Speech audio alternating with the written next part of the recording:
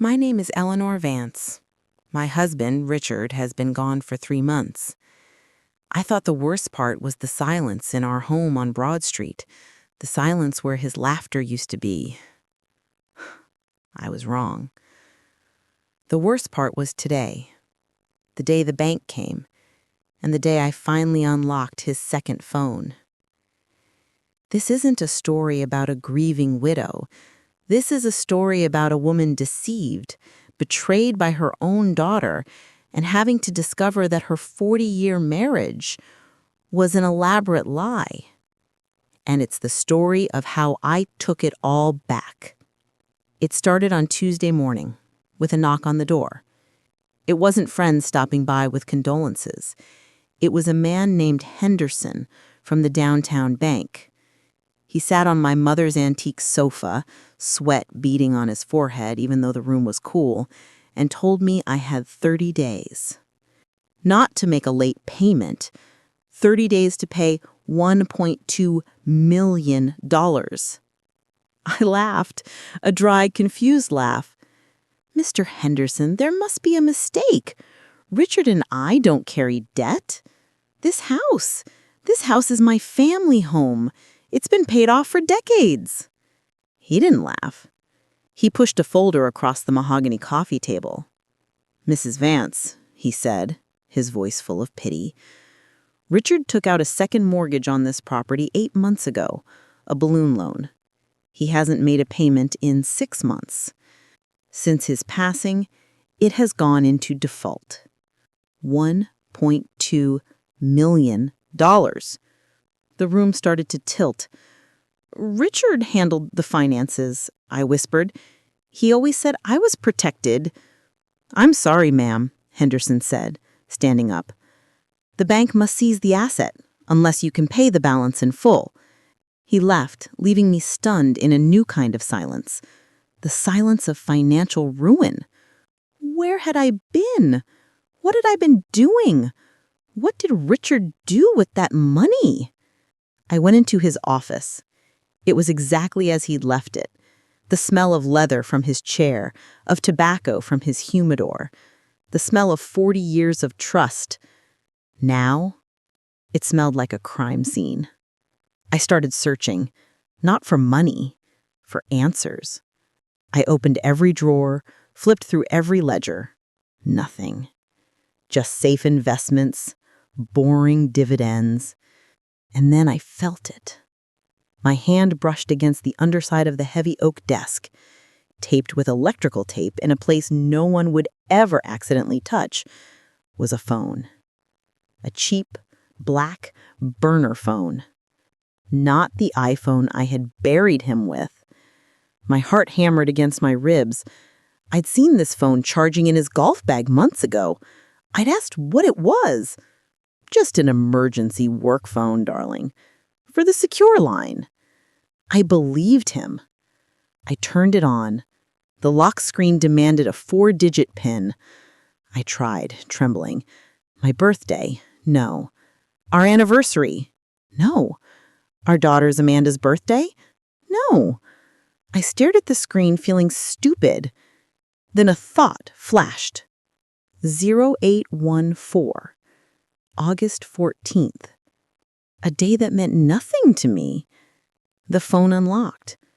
There was only one contact. Camila. My stomach clenched. I knew that name.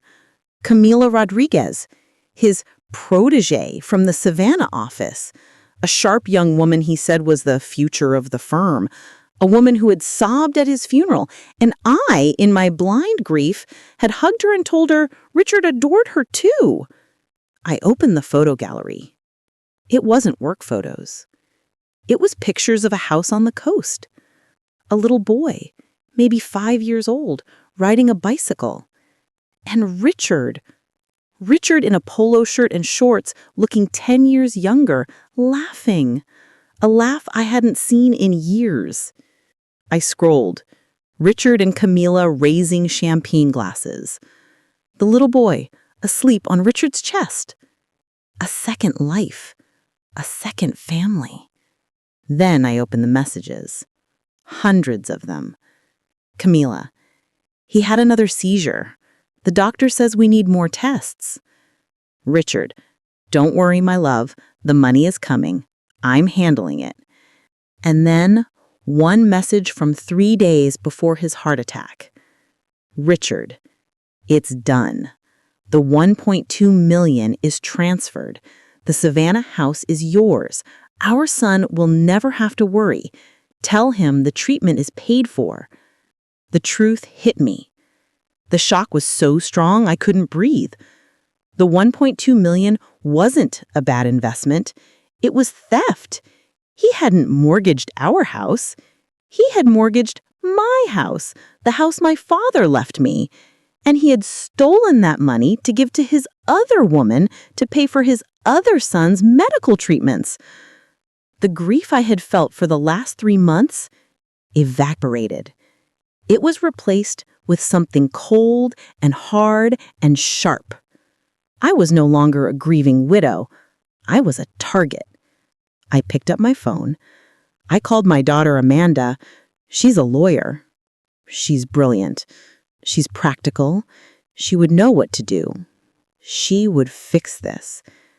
Amanda, I said, trying to keep my voice steady, I need you. Something terrible has happened with Dad's finances. I'm on my way over. Of course, Mom, she said. Whatever you need. I hung up, clinging to that promise. I drove across the Arthur Ravenel Jr. Bridge, staring at the cable stays, feeling as though my world had just been cut from its moorings.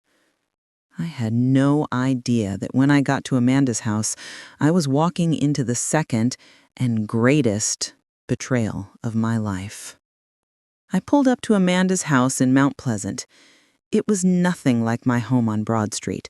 Theirs was a monument of glass and steel, a cold, minimalist box that probably cost a fortune but had zero warmth. It was Mark's taste, not hers. My son-in-law, Mark, opened the door. He was already in a perfectly pressed dress shirt, even though it was the evening. His smile never, ever reached his eyes. "Eleanor," he said. His voice was flat. Amanda said it was urgent. He put quotation marks around the word as if my panic was an inconvenience. They sat me in their living room. Everything was gray or white. I sat on a sofa that felt less like furniture and more like a piece of modern architecture. It was terribly uncomfortable. I explained everything. I couldn't bring myself to mention the affair, the other family. The shame was too deep. I stuck to the facts. The facts were horrifying enough. He took out a second mortgage on my house. Mr. Henderson from the bank was there this morning. It's $1.2 million. They say I have 30 days or they'll seize the property. I looked at my daughter, my only child, desperate for the fog of this nightmare to clear. I needed her to be the brilliant lawyer I'd raised her to be. Amanda didn't gasp. She didn't look horrified. She looked at Mark.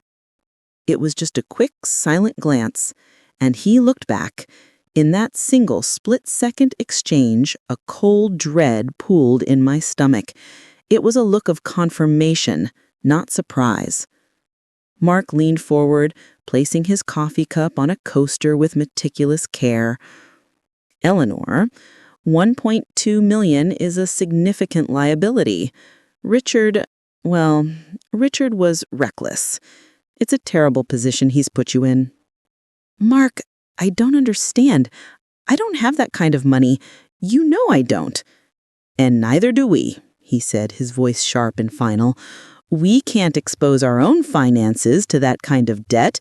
Amanda and I have our own future, our children's college funds to think of. We simply cannot take on $1 million problem. It's not financially responsible." The room felt like it was shrinking. The air was too thin. I turned to my daughter, the one I had held, the one I had taught to read. "Amanda." She wouldn't meet my eyes. She stared at a spot on their polished concrete floor. Mom, he did this, not us. We can't just fix it. It's too big. It's too much of a risk. Risk? I whispered.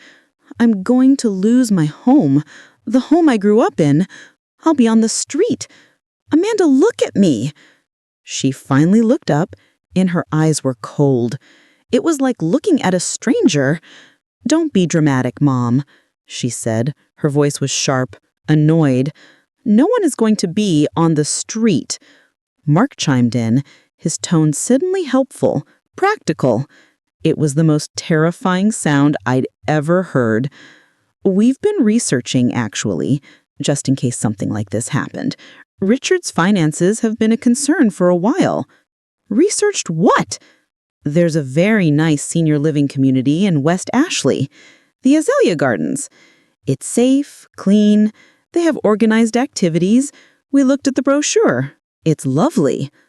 The words hit me like physical blows. A nursing home. A retirement community, Mark corrected gently as if I were a child. We could help with the deposit, get you settled in. Of course, you'd need to liquidate your assets to cover the monthly fees. Liquidate? My assets? Sell your things, Mom. The furniture, the paintings, the silver. You won't need them there. It's all inclusive. I stood up. My knees were shaking so hard I had to grip the back of the chair. You would put me in a facility rather than let me sleep in your guest room sofa? The silence from my daughter was the loudest sound I had ever heard. It was the sound of a door slamming shut forever. Mark stood up, adjusting his cuffs.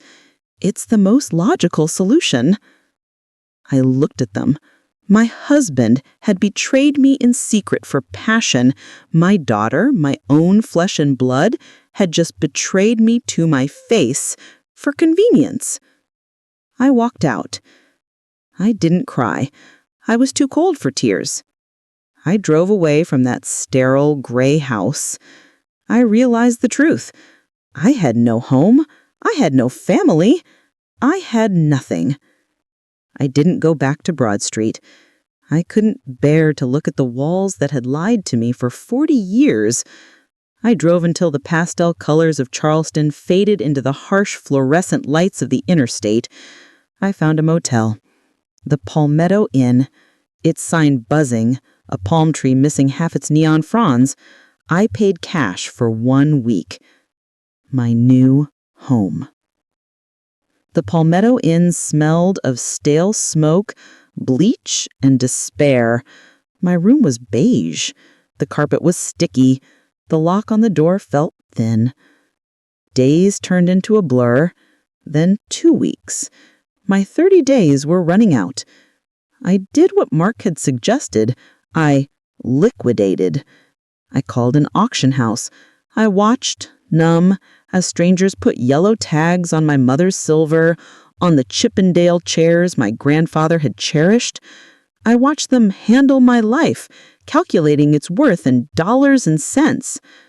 It wasn't just losing a house. It was an erasure. The money from the auction was a pathetic sum, enough to live in this motel for 6 months, maybe a year, before I became one of those women you see pushing a shopping cart. Amanda didn't call, not once. Part of me, the mother part, kept checking my phone, making excuses. She's busy, she's scared, she'll realize what she's done. She never did. I was truly alone. All I had was the anger and that phone. Richard's second phone. I sat on the stiff motel bedspread, the glow of the TV washing over me, and I turned it on. I went back to the messages. This time, I wasn't reading them as a wife. I was reading them as a detective. I was reading them with nothing left to lose. I scrolled past the pictures of the little boy. my heart a cold stone. I read the messages again. Richard's last message. It's done. The $1.2 million is transferred. The Savannah house is yours. Our son will never have to worry. Tell him the treatment is paid for. But then I read Camilla's messages, the ones before that. Richard, the bill is past due. They're going to stop the treatment you promised. Please, Richard, they're threatening collections. I can't lose this house too. He had another seizure. I'm scared. Where are you? Where is the money? Her messages were desperate. His were placating, charming. Don't worry, my love. I'm handling it. It didn't add up. His last message was triumphant. It's done. But her messages before it were from a woman on the brink. I scrolled to the contact, Camilla, and then I saw the other one I'd ignored, Leo. The boy, her son, his son. A wild, reckless idea formed in my mind, a bitter, hateful curiosity. I wanted to hurt them. I wanted to tell this woman, this Camilla, that the money was gone, that Richard had ruined me too. What did I have left to lose? My home was gone. My daughter was gone. My fingers, shaking with a toxic mix of rage and adrenaline, dialed Leo's number. It rang. Once, twice. Hello? A young, tired voice, maybe 20 years old. My throat was dry. May I speak to Leo? This is Leo. Who's this? I took a breath. I don't know you. My name is Eleanor Vance. I was Richard Vance's wife. A long, heavy silence. The only sound was the hum of the motel's ice machine down the hall. I thought he'd hung up. Then he spoke, and his voice was cracked, choked. His wife? Oh my God. He sounded breathless. I'm so sorry. I didn't know he had one. I frowned. The air in the room felt thick. You didn't know? No, he said, his voice turning hard. My mother, Camilla, she died 2 years ago from the cancer. The phone almost slipped from my hand. 2 years ago?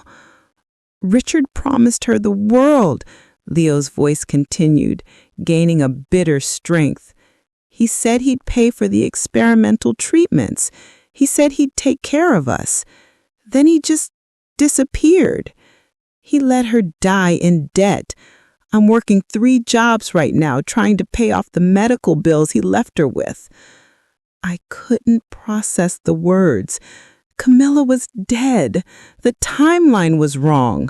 All wrong. Wait, I stammered, my mind racing. The treatments, the money, it didn't go to you? What money? What are you talking about? I told him. $1.2 million, stolen from my house, transferred, according to Richard's last message, to pay for his treatment. A different kind of silence fell, a cold, sharp, calculating silence. Mrs. Vance, Leo said, his voice now sharp as broken glass. Whatever money he took, it never came here. He screwed us both. 2 days later, I was sitting in a booth at a downtown diner, the kind of place with cracked vinyl seats and coffee that tastes like burnt asphalt. He walked in. Leo. He was 22, maybe 23, thin, wearing a faded work shirt with a name patch from an auto parts store. He had his father's tired eyes, but none of Richard's practiced predatory charm. He just looked exhausted. He slid into the booth opposite me. We stared at each other for a long moment, two strangers bound together by the wreckage of one man. "So," he said, his voice rough, "you're the heir, the wife, and you're him, the son." A waitress refilled my cup. Leo ordered black coffee.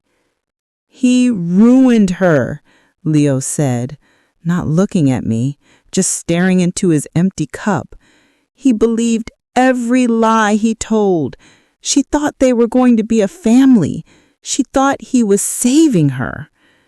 He told me he was at investment seminars in Savannah. He was playing house with your mother, and he used my inheritance to do it." "No," Leo said, shaking his head. "That's what you're not getting. He didn't use the money on us. He used us as the excuse. My mom died in a hospice. They were threatening to kick her out. I have a stack of bills from collection agencies that would choke a horse. Whatever that $1.2 million was for, it wasn't for us." He reached into his backpack. "My mom left this. She told me Richard gave it to her. For insurance," he said, "in case anything ever happened to him." He placed a small, tarnished silver key on the table between us. It wasn't a house key. It was a safe deposit box key.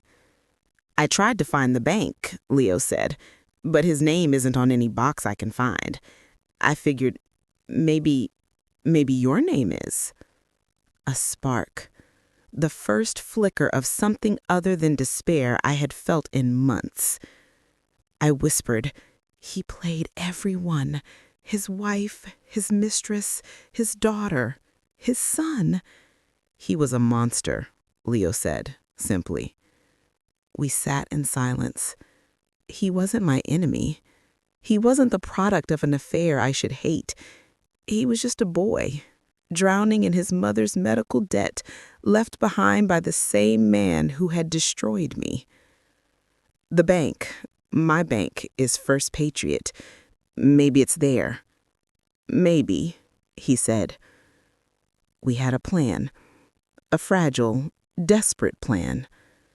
I drove back to the Palmetto Inn, the little key heavy in my purse. For the first time, I wasn't just a victim running from the past. I was a survivor, running toward an answer. I was 20 minutes from the motel when my phone rang. My heart stopped. The screen lit up. Amanda. I hadn't heard from her in weeks, not since the day I'd walked out of her cold gray house. I stared at the screen, my thumb hovering. I should have let it go to voicemail. I should have thrown the phone out the window. But I'm a mother. I answered. "Mom?" Her voice was small. She was crying. I hadn't heard her cry since she was a little girl. "Hello, Amanda." My voice was cold, flat. "Mom. Oh, God, Mom, where are you? I've been so worried. I'm so sorry. I've been a terrible daughter. I was scared. Mark, he just gets so logical, and I froze." The tears sounded real. The guilt sounded real. "I can't sleep, Mom," she sobbed, "knowing you're out there. God knows where. While we're here, it's wrong. I know it's wrong. Please, can you come to dinner tonight? Just let me apologize. Let us help. We were wrong. Please, Mom."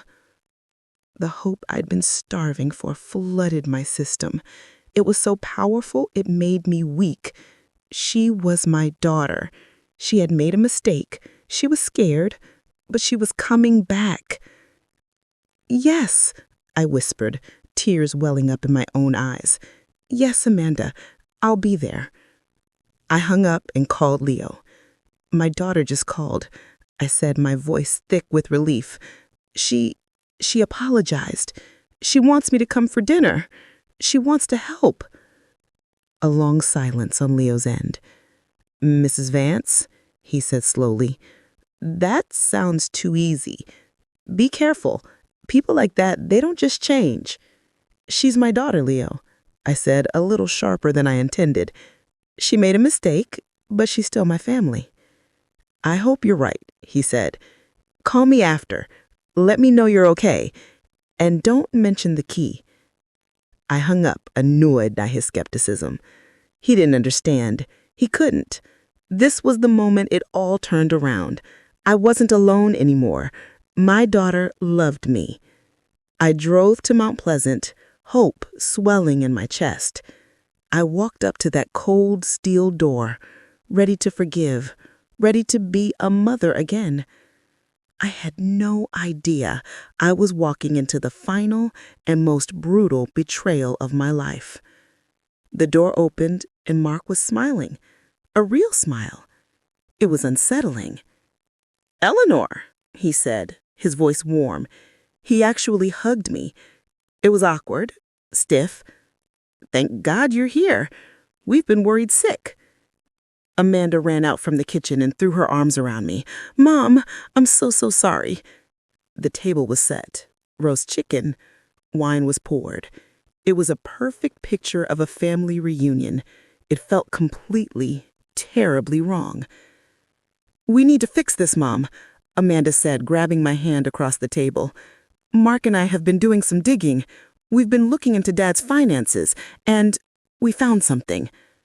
I leaned forward. My heart was pounding. "You found it? The money?" "Yes," Mark said, leaning back in his chair, swirling his wine.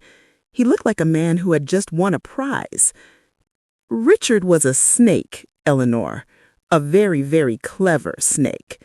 He didn't just spend the $1.2 million. What do you mean?" "He moved it. Offshore. A blind trust in the Cayman Islands. We spent a week tracking the wire transfers. It was brilliant, in a sociopathic way." "So it's there? The money is there?"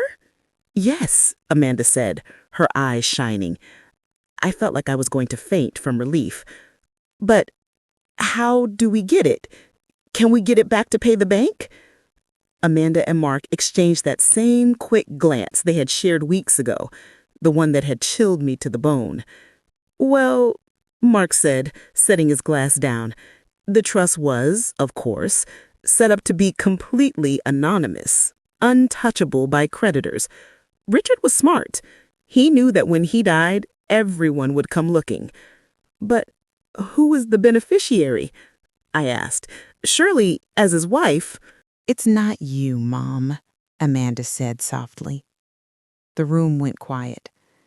"Richard set it up 5 years ago," she continued, her voice trembling with what I thought was emotion. He named me. I am the sole beneficiary of the trust." The air was sucked from my lungs. "You?" "We just found out this morning," Amanda said, reaching for my hand. "We were as shocked as you are. Obviously, he was trying to protect the money for the family. He put it in my name so that I could take care of you. And that is exactly what we are going to do. We're going to liquidate the trust," Mark said. "It will take a few weeks. We will pay off the $1.2 million on your house. You're safe, Eleanor. It's over." I looked at him. I looked at my daughter, who was beaming at me, and I saw it. It wasn't relief in her eyes. It was smugness. It was the calculated, calm relief of someone who had just solved a very complex problem. Mark's smile, Amanda's shock, the sudden apology, the perfectly timed dinner. It was a performance. "When?" I asked, my voice barely a whisper. Amanda's smile faltered. "What, Mom?" "When did you find out?" My voice was colder now. "Like I said, this morning. The lawyers in Grand Cayman finally—" "No," I said, my voice rising. "When did you really find out, Amanda? When did you know about this trust?" "Mom, don't be like this. We're trying to help." "When?" She flinched. The mask cracked. She looked at Mark, terrified. He just sighed, annoyed. His warm act was over. We've known about the possibility of the trust since Richard's funeral, Eleanor. We've been trying to confirm it. The blood drained from my face.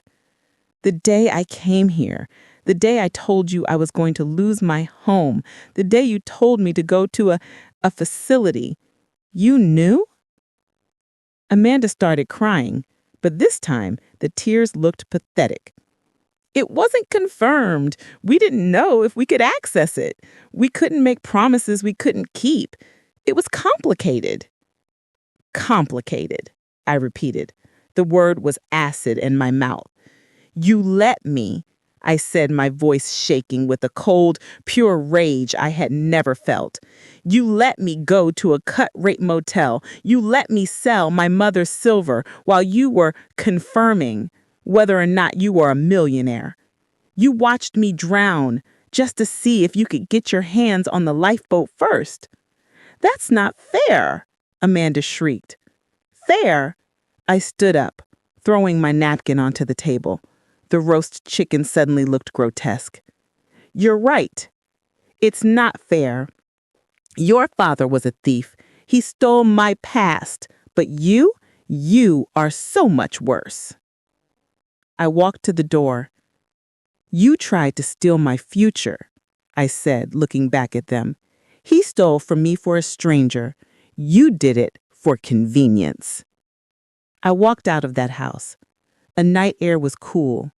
I didn't cry. I was done with tears. I got in my car, locked the doors, and sat there for a full minute, my hands gripping the steering wheel. Then I picked up my phone. I didn't call the police. I didn't call a lawyer. I called the only person on earth I knew I could trust. Leo, it's Eleanor Vance. You were right. They're monsters. Are you okay, Mrs. Vance? Where are you? I'm fine. I'm angry, and I'm ready. Let's go to the bank. Let's go tomorrow. Let's see what insurance my husband left us. The next morning, the Charleston sun felt different. It wasn't warm. It was sharp. It wasn't comforting. It was clarifying. I met Leo outside the First Patriot Bank downtown. The tall white columns looked like the bars of a cage. I was wearing my best linen suit, the one I'd saved from the auction. It was my armor. Are you ready for this? Leo asked. He was wearing a clean, pressed button-down shirt. He looked like a young man on his way to an interview, not a conspiracy. I'm ready for anything, I said. We walked in. I, Eleanor Vance, the grieving widow. He, Leo Rodriguez, the anonymous young man. We had the key. I had my driver's license and my marriage certificate. The bank manager, a woman with a practiced, sympathetic smile, looked at the key. Ah, yes, Mr. Vance's box, 31B. He set this up years ago. You, as his wife, are the executor of the contents. She didn't know he had a wife and a mistress. She didn't know about the 2 phones or the 2 lives. To her, I was just the respectable widow from Broad Street. She led us down into the vault. The air was cold, sterile, and silent. The only sound was the clicking of her heels on the marble floor. It felt like walking into a tomb. Here we are, she said, stopping in front of a wall of polished steel. 31B. She inserted her master key. I inserted the small tarnished key that Camilla had kept. The manager turned her key, then mine. There was a heavy, satisfying thunk. You can use the private viewing room, she said, pulling out the long metal box. It was heavier than I expected. Take all the time you need. She left us, closing the thick wooden door behind her. It was just me and Leo. My hands were shaking. All the anger, the adrenaline, it all disappeared, replaced by a deep, humming dread. What if it was nothing? What if it was just old papers?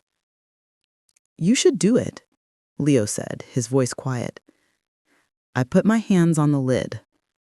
I lifted it. It wasn't money. It wasn't gold bars. It was 3 objects, wrapped in oilcloth and bubble wrap. My hands trembled as I unwrapped the first one.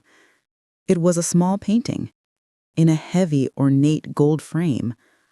I knew it instantly. "Mary Cassatt," I whispered. "My grandmother. She used to say this was her favorite. It hung in my father's study." I unwrapped the second. Another Cassatt, smaller, a charcoal sketch. I unwrapped the third. A Degas, a small, perfect pastel of a single ballerina. I sank into the chair, the air rushing from my lungs. "What is it?" Leo asked. "Are they real?" "They're real," I said, my voice choking. "They were lost.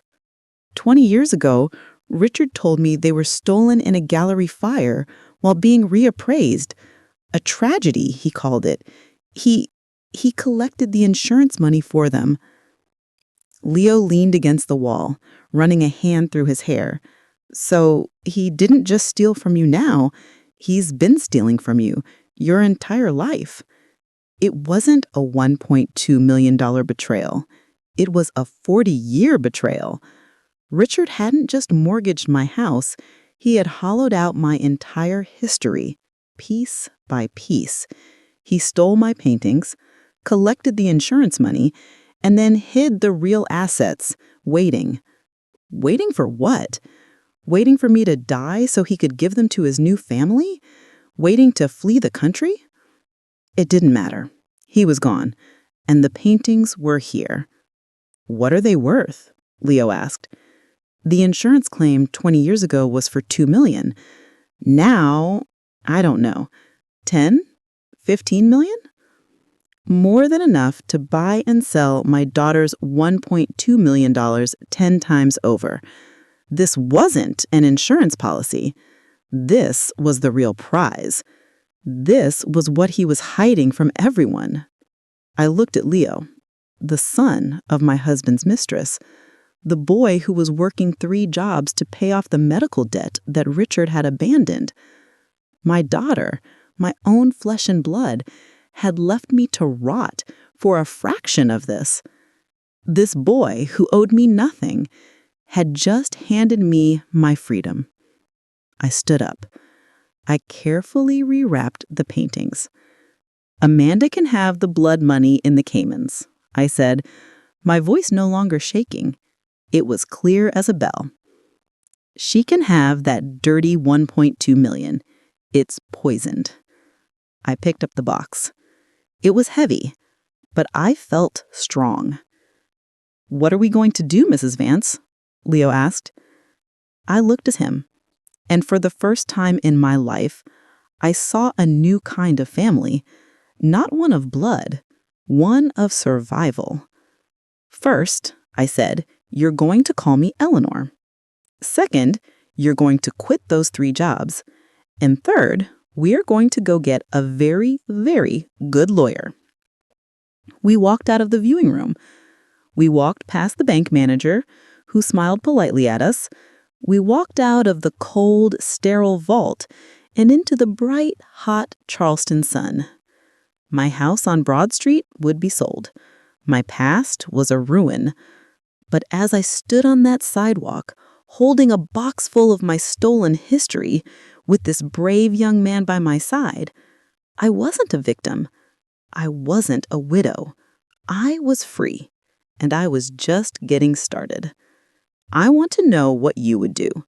If you are on Team Eleanor and believe she should fight for every last penny, I want you to type Team Eleanor in the comments right now. If you're on Team Amanda and think she had a right to protect her inheritance, type Team Amanda. Don't just watch. I want to see your votes below. And before you go, click that subscribe button and turn on the bell. You won't want to miss the update on this.